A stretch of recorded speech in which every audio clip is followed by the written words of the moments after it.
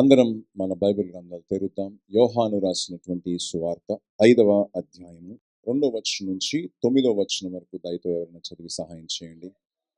యెరూషలేములో గొర్రెల ద్వారము దగ్గర హెబ్రీ భాషలో బెతెస్దా అనబడిన యొక్క కోనేరు కలదు.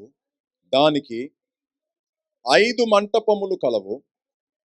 ఆయా సమయములకు దేవదూత కోనేటిలో దిగి నీళ్లు కదిలించుట కలదు. నీరు కదిలింపబడిన పిమ్మట మొదట ఎవడు దిగునో వాడు ఎట్టి వ్యాధి గలవాడైనను బాగుపడును గనుక ఆ మంటపములలో రోగులు, గుడ్డివారు, కుంటివారు, ఊచ కాలు చేతులు గలవారు గుంపులుగా పడి ఉండిరి. అక్కడ 38 ఏండ్ల నుండి ఏ వ్యాధి గల యొక్క మనుషుడు ఉండెను. యేసు వాడు పడి ఉండుట చూచి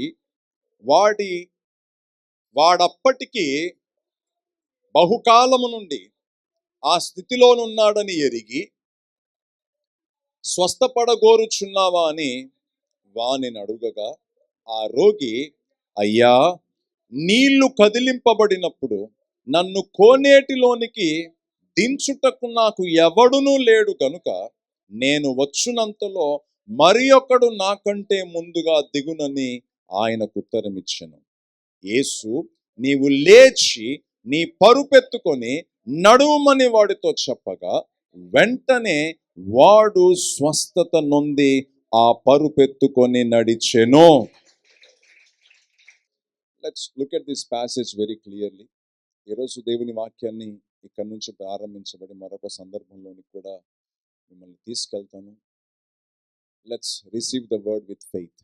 దేవుని యొక్క వాక్యమును విశ్వాసముతో తీసుకొని, దేవుడు మన పట్ల, ప్రతి ఒక్కరి పట్ల ఆయన ఎలాంటి దృష్టిని కలిగి ఉన్నాడో, ఎలాంటి ఆలోచనను కలిగి ఉన్నాడో ఈ మాటలు వింటూ ఈ దినం మనం మన భోజనాన్ని చేద్దాం. Hallelujah, hallelujah. Let's look at this once again. ఈ సందర్భం ఎన్నోసార్లు మనం చదివే ఉంటాం, చూసే ఉంటాం. But whenever we open the Bible, మనం బైబిల్ గ్రంథంలో ఉన్న వాక్యాలు ఎప్పుడు తెరచి చూసినా అది ఎప్పుడు క్రొత్తగానే ఉంటుంది. Hallelujah. The way we look at it, దాన్ని మనం చూస్తున్నటువంటి సమయం, సందర్భం, దాన్ని అర్థం చేసుకునే విధానాన్ని బట్టి పరిశుద్ధాత్మ దేవుడు ప్రతి సమయంలో ఒక్కొక్క రీతిగా, ఒక్కొక్క సందర్భంలో మనతో మాట్లాడి మనల్ని బలపరిచే దేవుడిగా ఉన్నాడు. Let's look at this. దీన్ని చూద్దాం ప్రియమైనటువంటి దేవుని బిడ్డలారా.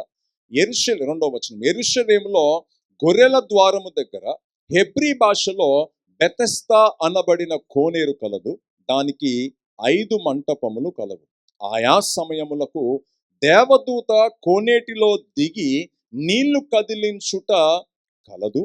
నీరు కదిలింపబడిన పిమ్మట మొదట ఎవడు దిగునో వాడెట్టి వ్యాధి గలవాడైనను బాగుపడును గనుక ఆ మంటపములలో రోగులు, గ్రుడ్డివారు, కుంటివారు, ఊచకాలు చేతులు గలవారు గుంపులుగా. నా బెతెస్దా అనబడినటువంటి ఈ కోనేరు మనం జాగ్రత్తగా పరిశీలన చేస్తే ప్రేమిందులారా, మీరు చూడండి, అదొక ఇట్స్ అన్ ఊహా చిత్రం.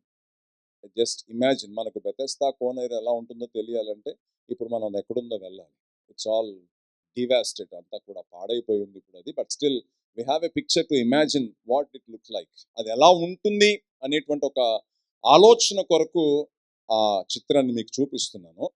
ఇక్కడ ఉన్నటువంటి ఒక వదంతి కలదు అని రాయబడి ఉందండి. కలదు అని రాయబడి ఉంది. ఒక వదంతి కలదు అక్కడ. ఏంటి ఆ వదంతి అంటే, దేవదూత ఏదో ఒక సమయంలో దిగి ఆ నీళ్లు కదిలించేటువంటి సమయం ఒకటి ఉంటుంది.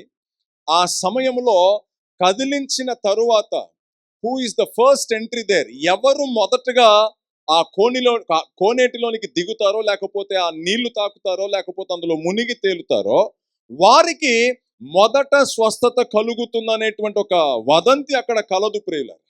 దానికోసము వాక్యాలు సెలవిస్తున్నాయి, ప్రతి విధమైనటువంటి వ్యాధి కలిగిన వారు ఆ మంటపం దగ్గర ఉన్నారని వాక్యం సెలవిస్తా ఉంది. ఎవరెవరు ఉన్నారట చూడండి ప్రియులారా. చెప్తుంది. గనుక ఆ మంటపములలో రోగులు, ఎలాంటి వారు? గుడ్డివారు, కుంటివారు, ఊచకాలు చేతులు గలవారు, గుంపులుగా, ఒక్కొక్కరుగా కాదండి. మనకేదో అక్కడొకరు ఉన్నట్టు కనిపిస్తా ఉంది కానీ జస్ట్ ఇమాజిన్, గుంపులుగా ఎవ్రీబడి ఈజ్ వెయిటింగ్. ప్రతి ఒక్కరు కూడా దేని కొరకు ఎదురు చూస్తున్నారు తెలుసా? ఆ కోనేటిలోని నీరు ఆ దేవదూత వచ్చి కదిలిస్తే దిగుదామని రెడీగా ఉన్నారు. అండ్ దట్ ఈస్ అది ఒక వాడుకలాగా అక్కడ జరగటం మన వాక్యాల్లో చదువుతున్నాం.